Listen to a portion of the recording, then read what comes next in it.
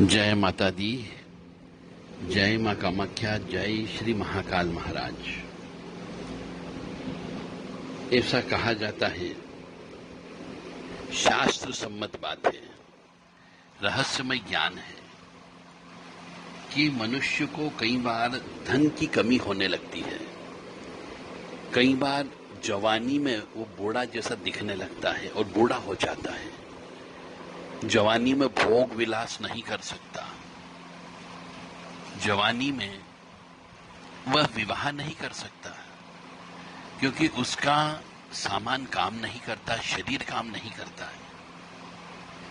और कई बार जवानी में जवान बच्चे की मौत हो जाती है और प्रतिष्ठा दांव पर लग जाती है, नुकसान हो जाता है, मान सम्मान नहीं मिलता है, बुद्धि भ्रमित हो जाती है, पागल हो जाता है और सुख नहीं मिलता। हर जगह से उसे दुख ही दुख की प्राप्ति होती है और धर्म भी उसको कहीं शरण नहीं देता है। चाहे कितनी पूजा पाठ करा ले, अनुष्ठान करा ले, जप करा ले या खुद भी कर ले, उसे सुख नहीं मिलता है। चरित्र भी चला जाता है और अपने स्वजन परिवार वालों सभी का वो प्रेम खो देता है। तो ये ऐसा क्यों होता है? कई बार हम देखते हैं, मनुष्य बोलता है कि साहब हमने कभी जिंदगी में सुख ही नहीं देखा कि धन क्या होता है, मौज मस्ती क्या होती है, स्वास्थ्य खराब पड़ा रहता है, घर में अकाल मृत्यु होती रहती है, मान सम्मान नहीं मिलता है, हर कोई व्यक्ति धुतकारता रहता है, बुद्धि काम नहीं करती, किसी ने बुद्धि बांध दी हमारी। कोई कहता हमारा व्यवसाय बांध दिया, कोई कहता हमारा लिंग बांध दिया, स्त्री कहती हमारी कोख बांध दी, कोई कहता हमारी लक्ष्मी बांध दी। तो ये ऐसा क्यों होता है, क्यों बांध देता है कोई व्यक्ति?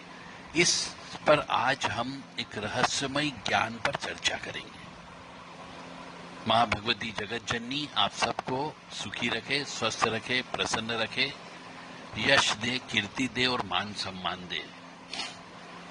ये जो यौन मनोविकृति होती है, दुर्गति का योग होता है। मनुष्य के जीवन में जब हम ऐसी परिस्थिति देखते हैं कि उसे कहीं पर भी ठोर ठिकाना नहीं मिलता, तो उसे दुर्गति बोला जाता है। चाहे परिवार के सदस्य हो या समाज हो, कहीं पर भी उसको मान सम्मान नहीं मिलता।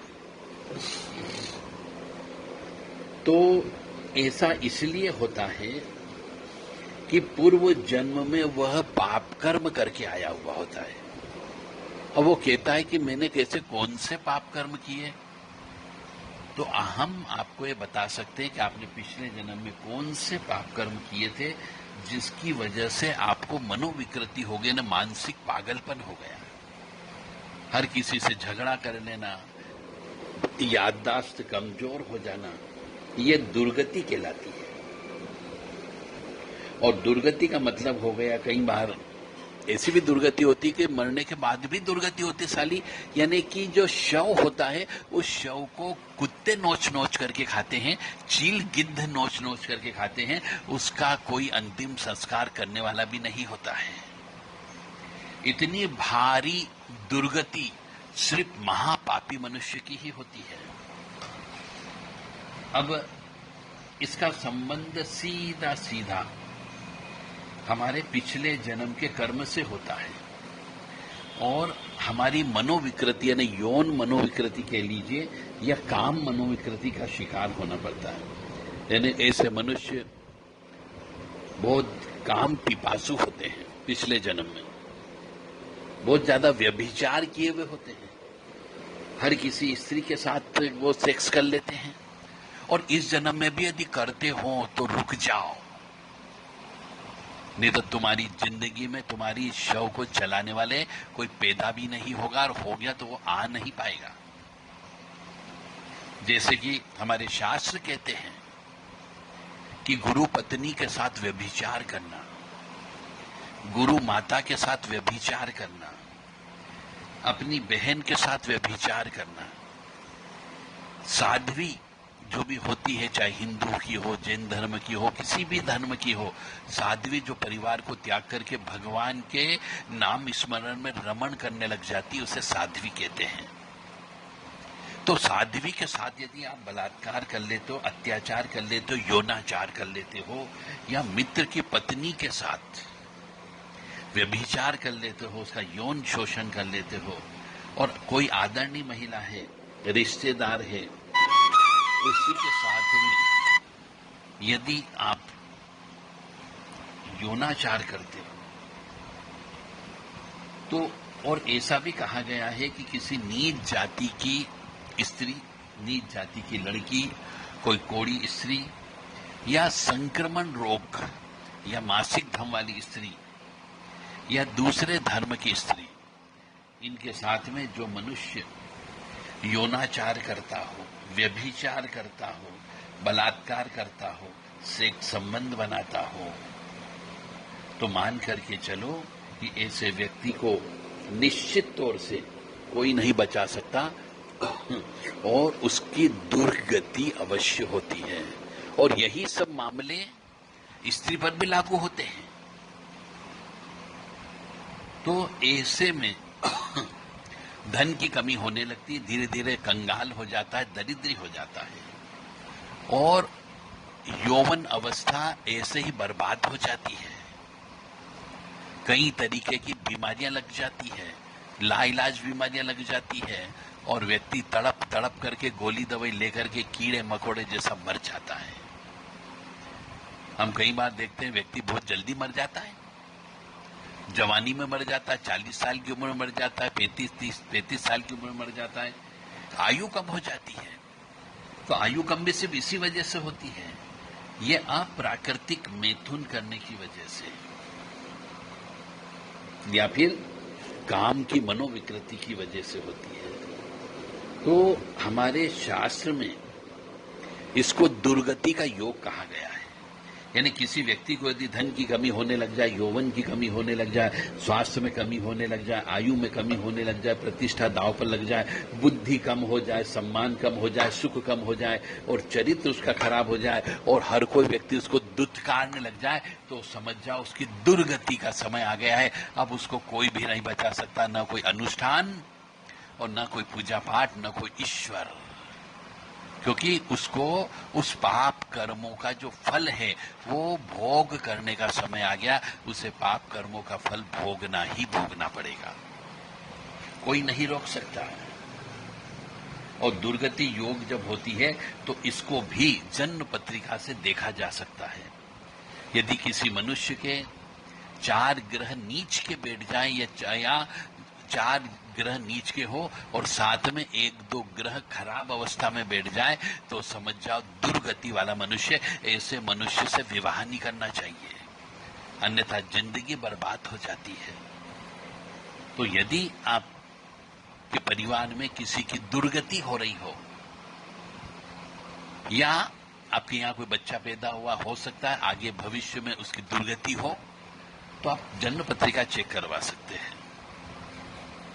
ये सब पिछले जन्म के कर्मों का फल होता है, जिसकी वजह से इस जन्म में धन की कमी होती है, यानी दरिद्रता के योग होते हैं, स्वास्थ्य खराब हो जाता है, उम्र कम हो जाती है, व्यक्ति बीमार पड़ा रहता है, तंत्र विद्या हो जाती है, मानसिक पागलपन हो जाता है, ऊपरी बाधा हो जाती है, खिलाई पिलाई हो जाती है, पुतली तंत्र हो जाता है, व्यवसाय का बंधन हो जाता है, हाथ का बंधन हो जाता है, लक्ष्मी का बंधन हो जाता है।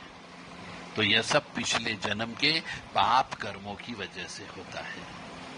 मैंने आपको बता ही दिया, यानी कि जो कुंडली के 6, 8, 12 भाव होते हैं वह बहुत खराब हो जाते हैं। 7वां 12वां भाव बहुत ज्यादा अशुभ प्रभाव में हो जाता है, तो समझ जाओ कि वह उसका दुर्गति के योग आ गए हैं। यदि आप अपने परिवार की, किसी मनुष्य की कुंडली चेक करवाना चाहते हो तो देव राधा ट्रस्ट सत्यवाणी चैनल से संपर्क कर सकते हैं। 7649862712 और 7987237885 पर संपर्क कर सकते हैं। केवल व्हाट्सएप के माध्यम से, कृपया फोन नहीं लगाएं। जय माता दी, जय मां कामाख्या, जय श्री महाकाल महाराज। इसी प्रकार से बहुत सारे नियम हैं जिनको यदि आप इस जन्म में पालन कर लें तो आप अपनी दुर्गति से बच सकते हैं। अनाथ योग होता है, मुख बधिर क्यों बनते हैं, अंधे बच्चे पैदा क्यों होते हैं, गूंगे बच्चे पैदा क्यों होते हैं, विकलांग बच्चे क्यों पैदा होते हैं, इन सब के पीछे भी कोई न कोई कारण होता है। पिछले जन्म के पाप कर्मों का फल तो इस जन्म में आप प्रायश्चित कर सकते हो। अब जैसा कि मैंने बताया कि दुर्योग है, तो दुर्योग यदि होता है तो मनुष्य को प्रायश्चित कर्म करना चाहिए। अब प्रायश्चित कर्म करने में जस्ट उसका विपरीत कार्य करना होता है, तब जाकर के प्रायश्चित कर्म होता है।